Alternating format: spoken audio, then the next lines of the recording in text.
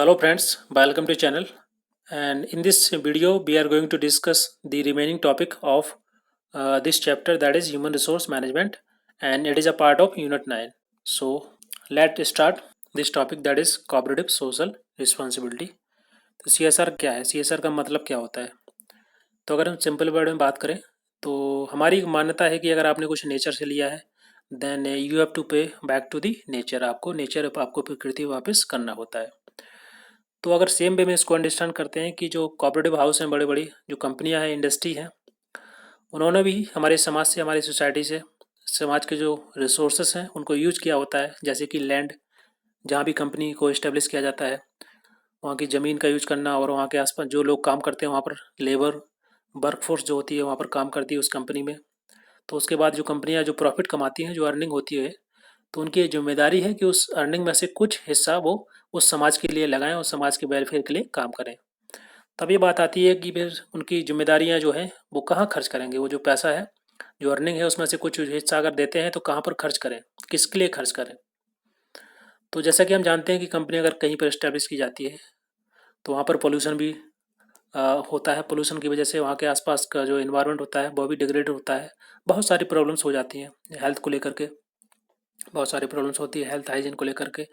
तो वहाँ की सोसाइटी के लिए काम करना, जैसे कि वहाँ पर वृक्षारोपण करना, एफोरेस्टेशन, हेल्थ के लिए काम करना, हेल्थ हाइजीन, हॉस्पिटल्स बनाना, क्लीन वाटर प्रोवाइड कराना, वहाँ के जो लोग आसपास लोग रहते हैं, या जो वर्किंग क्लास है, जो लोग वहाँ काम करते हैं, उनके लिए क्लीन वाटर एंड सैनिटेशन। और वहाँ पर जो भी वर्कर काम कर रहे हैं उनके लिए, उनके वेलफेयर के लिए काम करना, उनके बच्चों के लिए, उनके फैमिली के लिए काम करना, शिक्षा शिक्षा प्रोवाइड कराना उनको, बच्चों को, हेल्थ सैनिटेशन। पॉवर्टी अगर वहाँ पर है आसपास तो पॉवर्टी के लिए काम करना, हंगर के लिए, माल न्यूट्रिशन के लिए वर्क करना। तो ये सभी जो बेसिक एमिनिटीज़ होती हैं, लोगों की ज़रूरतें होती हैं, तो उनके वेलफेयर के लिए काम करना। और इंफ्रास्ट्रक्चर डेवलपमेंट करना, जैसे कि स्लम्स एरिया है, स्लम एरिया में घर बनवाना, लोगों के लिए, जो गरीब लोग हैं उनके लिए मदद करना, स्पोर्ट्स के लिए भी फाइनेंशियल सपोर्ट प्रोवाइड करना। तो ये जो बेसिक जो नीड्स होती हैं, बेसिक जो वेलफेयर है, ये समाज के लिए करना, ये काम होता है बेसिकली CSR के अंदर जो भी कंपनियां आती हैं। सो उसके अलावा अगर हम लीगल प्रोविजंस की बात करते हैं, कुछ लॉ बनाए गए थे इस CSR एक्टिविटी के लिए, कोऑपरेटिव सोशल रिस्पॉन्सिबिलिटी के लिए, कि जो कंपनी एक्ट आया 2013 का, उसको 2014 में इम्प्लीमेंट किया गया था। और इस एक्ट के अंतर्गत जो भी कंपनियां आती हैं उन्हीं को ये जो वेलफेयर के वर्क है उनको करना होता है। जैसे कि जो कंपनियां इस एक्ट के अंतर्गत आएंगी उनको इन सभी फील्ड में, जैसे कि प्रमोटिंग रूरल डेवलपमेंट, ग्रामीण विकास के लिए, उसमें शिक्षा के लिए, हेल्थ केयर के लिए, सैनिटेशन, एजुकेशन, स्किल डेवलपमेंट के लिए काम करना, इन्वायरमेंटल सस्टेनेबिलिटी के लिए काम करना, ये जो वर्क है सब इस वो सभी कंपनियों को करना होता है जो इस एक्ट के अंतर्गत कंपनियां आती हैं। और उसके साथ ही इस एक्ट में एक प्रोविजंस है, ये एक सेक्शन है 135 सब सेक्शन ए। इसमें मेंशन है कि कंपनी को एक CSR कमेटी का गठन करना होता है। और जो CSR कमेटी जो गठित की जाएगी फिर वो डिसाइड करेगी कि जो जो भी उसका अर्निंग का जो कुछ हिस्सा होता है वो स्पेंड करना होता है वेलफेयर के लिए, तो कहाँ करना है। और इस एक्ट के अंतर्गत कंपनी एक्ट जो बाद में अमेंडमेंट 2014 का जो एक्ट था उसको अमेंड करके बाद में जिसमें कुछ चेंजेस लाए गए, और उसमें जो एक्ट बाद में बना कंपनी एक्ट 2019, इसके अंतर्गत the CSR is applicable to companies before completion of 3 financial years. 3 financial years के पहले पहले वो सभी कंपनियां इस CSR एक्टिविटी में एप्लीकेबल होती हैं जिनकी नेट वर्थ 500 करोड़ या 500 करोड़ से ज़्यादा होती है, या फिर उनका जो टोटल टर्नओवर है उस कंपनी का अगर 1000 करोड़ से ज़्यादा है या 1000 करोड़ है, तो वो सभी कंपनियां इस एक्ट के अंतर्गत आएंगी। और साथ ही साथ अगर कंपनी का जो नेट प्रॉफिट है वो 5 करोड़ है या उससे ज़्यादा है, तो ये कंपनियां भी इस कंपनी एक्ट 2019 के अंतर्गत आएंगी। सो वो सभी कंपनियां जो ये जो क्राइटेरिया है अगर इनको फुलफिल करती हैं तो इन सभी कंपनियों को अपनी जो अर्निंग है उसका मतलब जो भी 2% उसका हिस्सा जो है of last 3 year average net profit का पिछले 3 साल का 2% हिस्सा, जो 2% होता है उसको स्पेंड करना होता है। That is specified under the schedule 7। और ये समय टू समय मतलब टाइम टू टाइम चेंज होता रहता है, तो जो भी उस टाइम पे जो भी शेड्यूल में मेंशन होगा उस पर कंपनी को खर्च करना होगा उसका 2% हिस्सा उसके नेट प्रॉफिट का।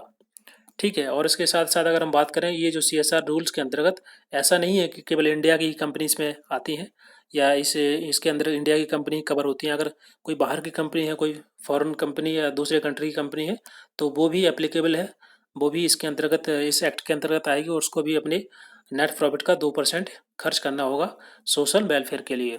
और फर्दर अगर हम बात करें, जो भी कंपनी क्वालिफाई है इस एक्ट के अंतर्गत, उसको उस कंपनी को एक अपने कंपनी के अंदर एक CSR कमेटी का गठन करना होगा और इसके अंदर 3 या 3 से ज़्यादा बोर्ड मेंबर जो होंगे, डायरेक्टर्स होंगे, और वो डिसाइड करेंगे बेसिकली कि एज पर the policy of the company कि उनकी जो कौन सी एक्टिविटी में उसको भाग लेना है, या जो जो जो भी उसका एक्सपेंडिचर जो भी स्पेंड करना है 2% अपनी अर्निंग का, वो किस एक्टिविटी में खर्च करना है, कौन कौन से रिसोर्सेस एलोकेट होंगे, और ये जो मॉनिटरिंग होगी किस प्रकार से की जाएगी under the CSR policy of the company.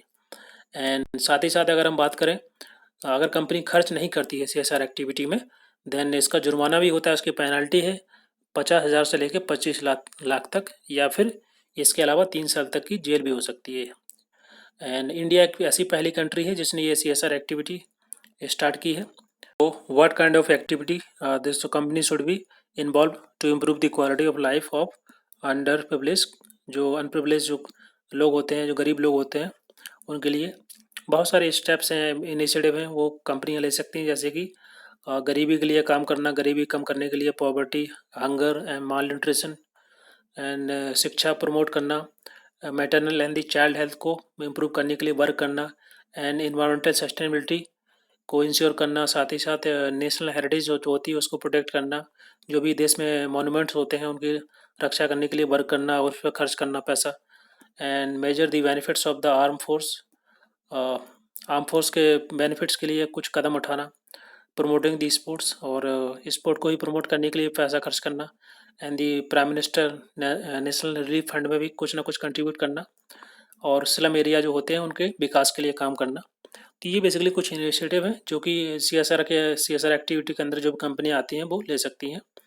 सो अगर कंपनियाँ इतना वेलफेयर करती हैं, लोगों के वेलफेयर के लिए काम करेंगी, तो उनका क्या प्रॉफिट इसमें, ये भी ज़रूरी अंडरस्टैंड करना है। जैसे कि अगर हम बात करें कि कंपनियों के क्या इसमें बेनिफिट है, how it is beneficial to the company.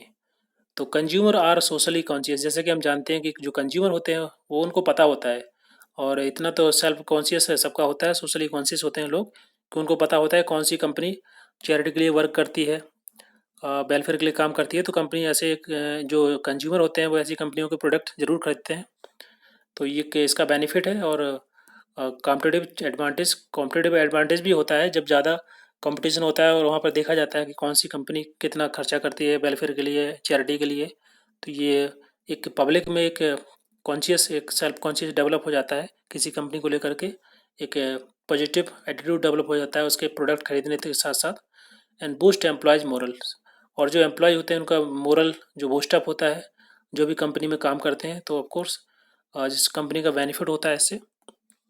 And next what is the effect of legislation, जो भी लॉ बनाए गए हैं, जो कानून है उसका क्या, इसका इफेक्ट क्या है। कुछ पॉजिटिव इफेक्ट भी होंगे, कुछ नेगेटिव भी होंगे, तो उसको देखते हैं। जैसे कि मोर स्पेंडिंग, अब अगर लॉ बना दिया गया है तो ऑफकोर्स जो भी मेंशन है लॉ में उतना खर्चा करना ही होगा कंपनी को।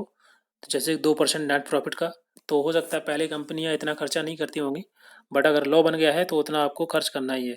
तो इसका एक पॉजिटिव इम्पैक्ट है। एंड माइनस स्ट्रीमिंग चैरिटी, और साथ ही साथ चैरिटी इससे बढ़ जाती है, और लीगल ऑब्लिगेशन होते हैं इसी वजह से उनको मीट करना, मतलब ये जो चैरिटी करनी पड़ती है और वेलफेयर के लिए काम करना ही पड़ता है। और अगर हम बात करें कुछ नेगेटिव इम्पैक्ट भी हैं, जैसे कि नॉन कंप्लायंसेस, कि पहले कंपनियां देखा गया है कि 100 में से लगभग जो बड़ी कंपनियां हैं उसमें से 52 कंपनियां ऐसी हैं जिन्हों वो फेल हो गई हैं अपना 2% खर्चा करने में भी। रोल बैक का मतलब होता है कि हो सकता है कुछ कंपनियां क्या करती हैं, जो NGO होते हैं उनको कुछ पैसा दे देती हैं और उसके बाद फिर उनसे वापस ले लेती हैं कुछ परसेंट हिस्सा करके, मतलब उनको कुछ परसेंट उसका दे देती हैं, उसके अलावा कुछ पूरा रिटर्न कर लिया जाता है। तो ये बेसिकली इसका नेगेटिव इम्पैक्ट भी है कि अपना पैसे को घुमा फिरा के वापस लाना। And inequality, the geography and the politics. Geography का मतलब होता है कि जैसे कोई कंपनी एक स्थान, जैसे कि फॉर एग्जांपल मेरठ में कोई कंपनी है, और तो वो कंपनी वहीं ज़्यादा खर्च करना चाहती है उसी एरिया में। हो सकता है वहाँ इतने लोग गरीब ना हो, इतनी प्रॉब्लम्स ना हो आपके लोगों के लिए, फिर भी वो कंपनी वहीं खर्च करेगी, बाहर जाके नहीं खर्च करेगी। तो ये इसका एक डिसएडवांटेज भी है कि जहाँ लोगों की ज़रूरत है वहाँ पर पैसा खर्च नहीं होता है। पॉलिटिक्स एंगल भी इसमें आ जाता है कंपनियों को प्रॉफिट के लिए, और पॉलिटिक्स से गुडविल बनाने के लिए कंपनियां पैसे खर्च कर देती हैं। जो पॉलिटिकल पार्टियां होती हैं, मेन स्ट्रीम पॉलिटिकल पार्टी होती है, जो लीडिंग जो पार्टी होती है उस समय गवर्नमेंट में, उसके लिए भी पैसा खर्च करती हैं। तो ये इसके कुछ नेगेटिव इम्पैक्ट भी हैं। Then what should be done, क्या करना चाहिए, तो यहाँ पर आप देख सकते हैं मेंशन है, आप पढ़ सकते हैं, इतना इंपॉर्टेंट नहीं है एग्जाम के लिए, क्योंकि एग्जाम में ये नहीं पूछा जाएगा। एग्जाम में पूछा जाएगा जैसे कि आप यहाँ से देख सकते हैं कि कौन कौन सी एक्टिविटी हैं that should be carried out by the companies, या फिर जो कंपनी का जो एक्ट है, या कितना परसेंट, ये जो यहाँ पर आप देख सकते हैं क्राइटेरिया है कि नेट प्रॉफिट का कितना होना चाहिए, टर्नओवर कितना होना चाहिए, या फिर नेट प्रॉफिट कंपनी की जैसे कि 5 करोड़ से ज़्यादा है तो उसको 2% उसका हिस्सा जो नेट प्रॉफिट है उसका खर्च करना होता है। तो ये सभी एग्जाम में आते हैं। या उसका कंपनी एक्ट क्या है, ये आ सकता है एग्जाम में। कंपनी एक्ट जो अभी अभी अमेंडमेंट हुआ है 2019 वाला, ये आ जाएगा। या फिर इसके अलावा CSR की जो डेफिनेशन भी आ सकती है, क्या है CSR। तो ये बेसिकली इंपॉर्टेंट है, तो इसको आप इससे अच्छे से पढ़ सकते हैं यहाँ से। अब हम डिस्कस करेंगे second topic, that is international organisation for standardisation. So let understand ISO, international organisation for the standardisation. तो इसके बारे में आपने सुना ही होगा। ये जो बेसिकली ये ISO है, इसको थोड़ा सा डिटेल में अंडरस्टैंड करते हैं कि एक इंडिपेंडेंट और नॉन गवर्नमेंटल ऑर्गेनाइजेशन है।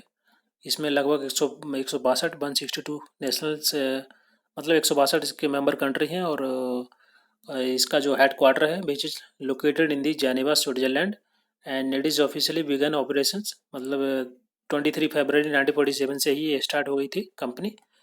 और ये जो संस्थान है, जो ऑर्गेनाइजेशन है, and it provide the world class specification. जैसे भी आप कोई प्रोडक्ट खरीदते हैं या कोई सर्विस लेते हैं, अगर उस पर ISO सर्टिफाइड है वो, तो ऑफकोर्स आपको भरोसा होगा कि इसकी जो क्वालिटी, सेफ्टी और एफिशिएंसी पे आपको पूर्ण भरोसा होगा। तो ये बेसिकली यही स्पेसिफिकेशन प्रोवाइड कराती है ISO। और अभी तक लगभग डिफरेंट सेक्टर में, डिफरेंट फील्ड में, जैसे कि एग्रीकल्चर में, टेक्नोलॉजी में, फूड सेफ्टी, हेल्थ केयर में, अभी लगभग 22,041 22,041 जो इंटरनेशनल स्टैंडर्ड है उसको अभी तक पब्लिश कर चुकी है ISO। और if the product has ISO mark on it, then it become easy for the company to sell the product in the market. और साथ ही साथ अगर देखो, अगर उस पर ISO मार्क होगा किसी भी प्रोडक्ट पे, तो उस कंपनी को आसानी होती है कि वो मार्केट में इजीली उसको बेच पाएगा, उसको सेल कर पाएगा। क्योंकि जो कस्टमर होते हैं, जो कंज्यूमर होते हैं, उनको पता होता है कि अगर किसी भी प्रोडक्ट पे ISO मार्क है तो वो एक अच्छी क्वालिटी का प्रोडक्ट है। तो इसी वजह से कंपनियों को भी, ये इसी वजह से कंपनियां भी ISO मार्क या ISO सर्टिफाइड कराती हैं।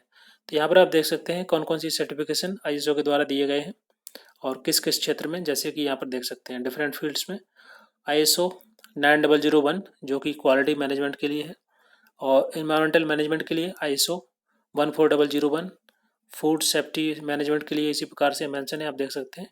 तो आपके लिए जो इम्पोर्टेंट है आप देख लीजिए यहाँ पर। जैसे कि सस्टेनेबल इवेंट के लिए ISO 20121, और इन्वायरमेंटल मैनेजमेंट के लिए ISO 14001, और इसके बाद देन ये मोस्ट इम्पोर्टेंट सोशल रिस्पॉन्सिबिलिटी के लिए ISO 26000, एंड ये ही कुछ इंपॉर्टेंट है। रिस्क मैनेजमेंट के लिए भी ISO 31000। तो ये कुछ 4-5 जो सर्टिफिकेशंस हैं, इसको आप याद कर सकते हैं, ये क्योंकि एग्जाम में पूछे भाई जा सकते हैं डायरेक्टली। बट इसमें जैसे कि एंटी बर्बरी मैनेजमेंट या करेंसी कोडीज इतना इंपॉर्टेंट नहीं है, एक बार पढ़ लीजिएगा फिर भी। तो ये था ISO के बारे में। और अब हम डिस्कस करेंगे six sigma. Six sigma basically होता क्या है। तो एक ऐसा मेथड है जिसके माध्यम से किसी भी प्रोडक्ट को जब बनाते हैं, जब उसको मैन्युफैक्चरिंग यूनिट में प्रोडक्ट को बनाया जाता है, तो कोशिश की जाती है उसमें कम से कम डिफेक्ट हो और अच्छा एक प्रोडक्ट बन के आए। बट कितने भी उसको हम परफेक्टली बनाएं, कुछ ना कुछ उसमें डिफेक्ट आ ही जाते हैं। तो उसके बाद फिर एक इंजीनियर थे जिनका नाम था बिल स्मिथ। इन्होंने 1980 में, 1980 में, जब वो वर्किंग थे मोटरोला में, वहाँ पर काम कर रहे थे, उस समय पर उन्होंने एक सेट ऑफ टेक्निक्स का ईजाद किया, उसको इंट्रोड्यूस किया। और इसके माध्यम से एक ऐसी टूल, ऐसी टेक्निक जिसके माध्यम से किसी भी प्रोडक्ट जो फाइनल प्रोडक्ट बन के आता है उसमें कम से कम डिफेक्ट हो, उसके लिए इन्होंने काम किया और एक ऐसा मेथड डेवलप किया जिसमें जो डिफ़ॉल्ट की जो पॉसिबिलिटी होती है बहुत ही कम होती है। That is 99.9996%। जो प्रोडक्ट होगा आपका परफेक्ट होगा, मतलब उसमें बहुत ही कम डिफेक्ट होंगे। तो सिक्स सिग्मा बेसिकली एक स्ट्रैटेजी है, seeks to improve the quality of output. जो भी आपका प्रोडक्ट बन के आएगा ना, उसकी जो क्वालिटी होगी बहुत ही इम्प्रूव्ड क्वालिटी होगी। और ये क्वालिटी कैसे आएगी? By the process of identifying the removing the cause of defects. जो भी डिफेक्ट्स के कारण है उसको खोजेंगे, उसको आइडेंटिफाई करेंगे और इसको रिमूव करने के बाद and the minimising the variability and in the manufacturing and the business process. उसके बाद जो प्रोडक्ट बन के आएगा वो बहुत ही कम उसमें डिफेक्ट होंगे और इसको बोलते हैं सिक्स सिग्मा। इसमें जो प्रोसेस इन्वॉल्व होता है उसको अंडरस्टैंड करते हैं। So it use set of quality management methods. Different type के क्वालिटी मैनेजमेंट मेथड्स को यूज किया जाता है, जैसे कि बहुत ही इम्पीरिकल वास्तविक हो गए वो, statisticals methods and creating the special infrastructure of peoples. इसमें जो लोग काम करते हैं बहुत ही एक्सपर्ट होते हैं। और each six sigma project carried out with in the organisation follow a define sequence of steps. इसमें जो स्टेप्स इन्वॉल्व होते हैं वो ऑलरेडी फिक्स होते हैं, डिफाइन होते हैं कि इसी स्टेप के थ्रू ये जो प्रोडक्ट को गुजारा जाएगा या जो भी आपके set of tools techniques use किए जाएंगे इसमें। And has specific value target. For example reduce process cyclic time, मतलब जो प्रोसेस साइकिल टाइम उसको कम करना और कैसे पॉल्यूशन को कम करना है उसमें। रिड्यूस कॉस्ट, प्रोडक्ट की कॉस्ट कम कैसे की जाएगी। और कस्टमर सेटिस्फैक्शन, मतलब कस्टमर जो प्रोडक्ट खरीदता है तो वो सेटिस्फाई है कि नहीं है, अगर तो कोशिश की जाती है ऐसा प्रोडक्ट बनाओ ताकि सभी कस्टमर सेटिस्फाई हों और उसको परचेज करें। तो उसके लिए वर्क करना और प्रॉफिट कमाने के लिए, मतलब ऐसा प्रोडक्ट बनाना जिसमें प्रॉफिट भी अच्छा हो और मार्केट में अच्छी सेल हो। तो ये बेसिकली सभी सभी ये जो एग्जाम्पल है कि इस सिक्स सिग्मा के माध्यम से बनाए गए प्रोडक्ट के लिए। तो यहाँ पर आप मेंशन है कुछ मेथडोलॉजी कि किस मेथड के माध्यम से ये जो सिक्स सिग्मा वर्क करता है और कैसे ये प्रोडक्ट को बनाया जाता है। तो यहाँ पर आप देख सकते हैं दो तरीके हैं, दो प्रोजेक्ट मेथडोलॉजी यूज़ की जाती हैं। फर्स्ट इज DMAIC और सेकंड है DMADV। तो पहली जो यहाँ पर टेक्निक है, जो मेथडोलॉजी है, दैट इज DMAIC। यहाँ पर D का मतलब होता है डिफाइन, M मीन्स मेजर करना, A मीन्स होता है एनालाइज करना उसको, I मीन्स इम्प्रूव करना है प्रोडक्ट को, C मीन्स कंट्रोल करना। सो डिफाइन का मतलब होता है कि आप जो भी प्रॉब्लम्स है, जो भी कॉज ऑफ डिफेक्ट है उसको डिफाइन करिए। और मेजर मीन्स आप रेलेवेंट डेटा कलेक्ट करिए उसको रिगार्डिंग और जो भी प्रॉब्लम्स है। एंड ए मीन्स एनालाइज करना, वो उस डेटा को एनालाइज करना है। एंड आई मीन्स इम्प्रूव करना है, क्वालिटी को उसको इम्प्रूव करना है। साथ ही साथ कंट्रोल मीन्स होता है अगर आपने जो प्रोडक्ट बनाया है, जो फाइनल जो स्टैंडर्ड प्रोडक्ट बना है, उसकी क्वालिटी को इम्प्रूव करना और साथ ही कंट्रोल बनाए रखना ताकि लंबे समय तक आप उसी प्रोडक्ट को आगे बढ़ा सकें। तो ये बिल फर्स्ट मेथड है, दैट इज DMAIC। और दूसरा है DMADB। तो इसमें क्या है, इसको सबसे पहले डिजाइन करना उसको, देन उसके बाद मेजर एंड आइडेंटिफाई CTQ, जो भी क्रिटिकल टू क्वालिटी उसको आपको मेजर करना है, आइडेंटिफाई करना है। देन उसको एनालाइज करना है डेटा को, डिजाइन तैयार करनी है प्रोडक्ट की, उसके बाद फिर उसको वेरीफाई करना है। तो ये दोनों की दोनों प्रोसेस हैं, दो दो बेसिकली दो बोल सकते हैं मेथडोलॉजी हैं जिनके माध्यम से प्रोडक्ट को बनाया जाता है। सो आज के लिए इतना ही and hope you guys understand this lecture very well. And please, if you like this video, please like and subscribe the channel and also share with your friends so that everybody will get the benefit of this lecture. And thank you very much for discussion for today.